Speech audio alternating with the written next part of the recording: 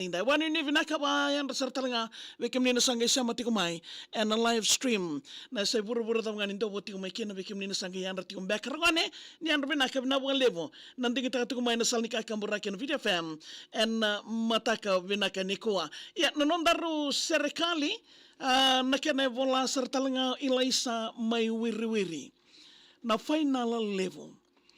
Imbulasakan na lewe vitira ramba nongu serikali meutei sere-sere kamanda. Membaletanga na final samay dava e na rarani valu levo e laudala. Karusa nga bulu katolo niyo kasita na singa na maki kadambote na rarama e na kena langi-langi. Sandre utuna lemba ni vengalingali seo deimbeka menanganga mesanabaga rosarabi. Sambu kitu nan ruan-ruan ni valu.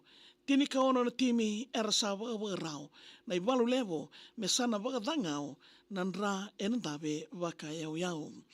Mata iningito na yambaki tini kaba. Mata watu dho ki super grammar kau saranga na be mok oya ni dabanangito o bulinitu sano na nanganga. Karua yani na yambaki tini kalima MGM ke nando tale na layoni kila. Ongo na be mbasura ki baka indina. Kina sese ng bilo, may sana laing bikam-bikam. Saraduru sarmay na luvenda ngonya lewa, singatoka Methodist kay Ratu Latianara, wakasakiti baga hindi na nang gitoya, o Ratu Latianara, may kobea ng ganga.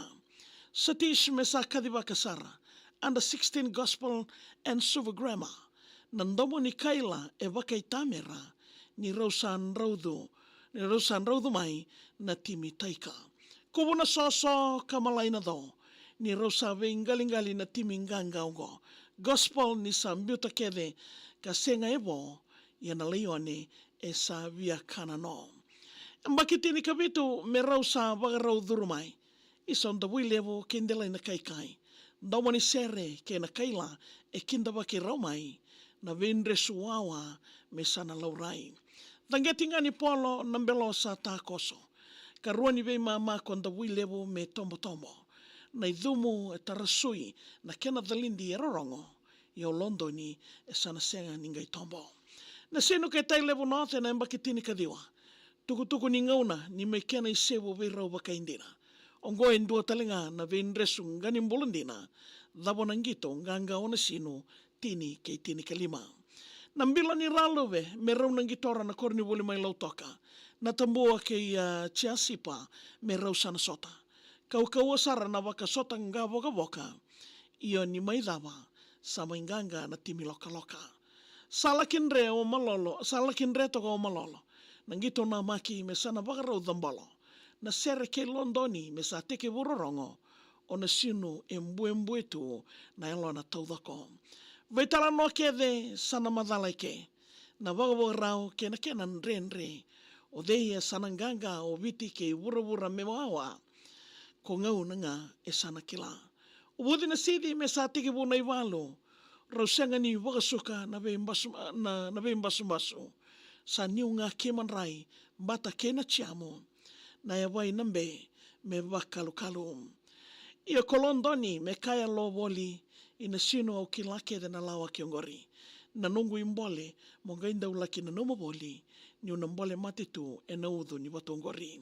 Samay dava nangito namaki. Irangone o ni waka marautake na eloi ki mami. Ki Londoni nambilo me sana laki tango maki. Me nangaya dava tale nangauna me na wala taki. Samay balabo nangu waka yatu may wasoti. Ngonongu itatao au kere merongodi. Rangone nangito saoti na wuli mo sa dhungena mo taura na kena idodovi. Iyo nadava sedava o chova me no kamba sivoli. Au sakere me usasuka kina nongu yanu mbula. Au nalitoka mai na kena ve ulu ni wanoa ke mona rongodia au talimbeka ena ngai tuku nga o ngauna. Ewe kamnina wakanda nindo wati kumai na singa vina kendindai na wang ni vina ke levo. Na vese mati na nondaru iwasa ni ngonungo na serikali na maki. Ve mama ni diwa roni ngai rongoda taleani. And a Facebook page and a VTFM. Kakuni ngone da bola na serikali email tak may veao. maria@vtfm.com.fj. Moniti kina barombo ka be mama ni diwa and